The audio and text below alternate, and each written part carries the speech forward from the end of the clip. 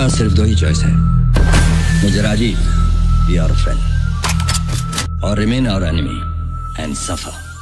मैं ठहरने का वैसे नहीं, मेरी मंजिल कहीं और है, क्योंकि मैं इस देश का एक सिपाही हूँ और हमेशा सिपाही बनकर रहूंगा।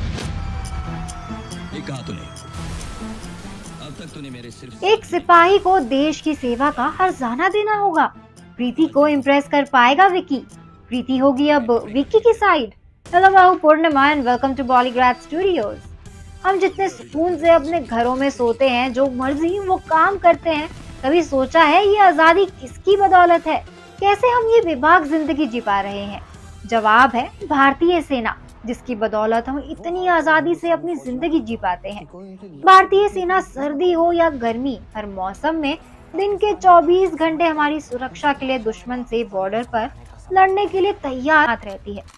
हमारी ये कहानी भी बड़े पर्दे पर दिखाई जाने वाली सोल्जर मूवी की ही तरह होने वाली है, लेकिन जैसे पर्दे पर सिर्फ सेना के बारे में ना दिखाकर एक नेगेटिव पार्ट भी दिखाया गया था कि कैसे सेना के कुछ जवान झूठे और गद्दार निकलते हैं और अपने ही साथी जवान को देशद्रोही घोषित कर देते हैं, जिसके बाद उस जवान को ना सजा होती है और पीछे से उसके परिवार को क्या कुछ नहीं सहना पड़ता। लेकिन इन सब के बीच हमारी कहानी में भी यही दिखाया जाएगा कि जवान प्रताप मल्होत्रा उर्फ सुरेश ओबरॉय का बेटा विक्की उर्फ बॉबी देओल कैसे बड़ा होकर बदला लेता है। और इस कहानी को जानने के लिए ना हमारे साथ एंड तक जरूर बने रहें। यूपी के एक छोटे से शहर में एक प्रताप नाम का लड़का रहता था। प्रताप का मन बचपन से ही ना देश की सेवा करने का था, इसलिए बड़े होकर उसने भारतीय सेना में दाखिला लिया और एक अच्छा सिपाही भी बन गया। लेकिन जैसे हर फील्ड में ना राइवल्स होते हैं और सच्चे ईमानदार सिपाही की नीयत हर किसी को खलने लगती है, जिनमें से जसवंत, बलदेव और वीरेंद्र तीन ऐसे सिपाही थे जो देश के साथ ही धोखा कर रहे थे। उन्होंने अपने इस जाल में धोखे से प्रताप मल्होत्रा को शामिल कर लिया था और रास्ते में जाते हुए सारा सामान प्रताप मल्होत्रा के बैग में डाल दिया ताकि चेकिंग अगर की जाए तो प्रताप का नाम सामने आए। आखिरकार यही हुआ और प्रताप के सामान में कोकीन जैसा नशीला सब्सटेंस मिला। उसको देशद्रोही करार देकर सेना से भी बाहर निकाल दिया गया। लेकिन उसने भी ना ठान ली थी कि वो अपने दुश्मनों को चैन से जीने नहीं देगा। गुमनाम जैसी जिंदगी जीते जीते ना प्रताप थक चुका था, इसलिए उसने फैसला किया कि वो अपने परिवार को लेकर आउट ऑफ इंडिया सेटल हो जाएगा और अपनी पत्नी शांति और बेटे विकी को साथ लेकर वो इसी तरह इंडिया से बाहर ऑस्ट्रेलिया में जाकर बस गया। फिर इंतजार करने लगा कि कब उसका बेटा बड़ा होगा और वो बदला ले सकेगा।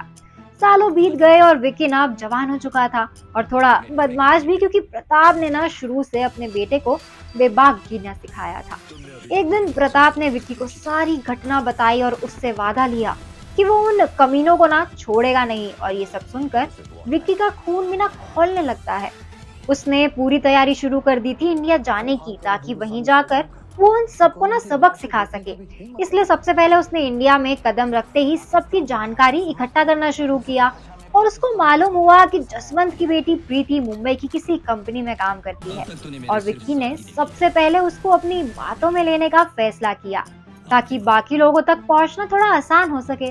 उसने उसी कंपनी के ओनर से अपनी जान पहचान बनाकर कंपनी में शेयर खरीद लिए ताकि वहां आना जाना आसान हो सके और वो अब डेली एक बॉस के जैसे लेकिन प्रीति पर नजर रखने के सिलसिले में कंपनी में जाने लगा और वैसा बिहेव करने लगा जैसे वो ना बहुत बड़ा बदमाश काइंड ऑफ इंसान हो। प्रीति की नजर जब उस पर पड़ी ना तो वो उसको देखती ही रह गई, क्योंकि लंबा चौड़ा, गोरा और अच्छी पर्सनालिटी वाला, फॉरेनर जैसा दिखने वाला विक्की कहीं ना प्रीति को अपने लुक्स से इम्प्रेस कर चुका था।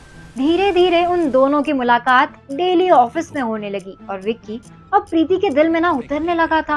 वो बस उसको देखती रहती थी। उधर एक बार के लिए ना प्रीति को देखकर तो विक्की भी अपने होश खो बैठा था और प्रीति के साथ उसकी नजदीकियां जो थी ना वो बढ़ने लगी थी। प्रीति के घर तक विक्की का आना जाना शुरू हो गया था, क्योंकि वो उसको छोड़ने के बहाने उसके घर तक जाता था। और एक दिन ना उसने विक्की को कॉफी पर घर इनवाइट किया ताकि वो अपने पापा से उसको मिला सके। विक्की से मिलकर जसवंत भी काफी इम्प्रेस हो चुका था।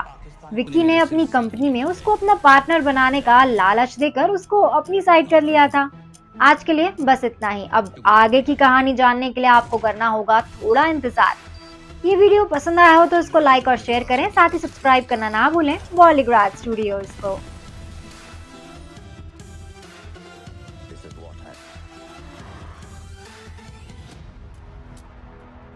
वो हाल करो हिंदुस्तानी फौजियों का कि कोई उनकी लाशें देखने की भी हिम्मत न जुटा। पाकिस्तान जो भाषा समझता है उसी भाषा में पाकिस्तान को समझाने का समय अब आ गया है।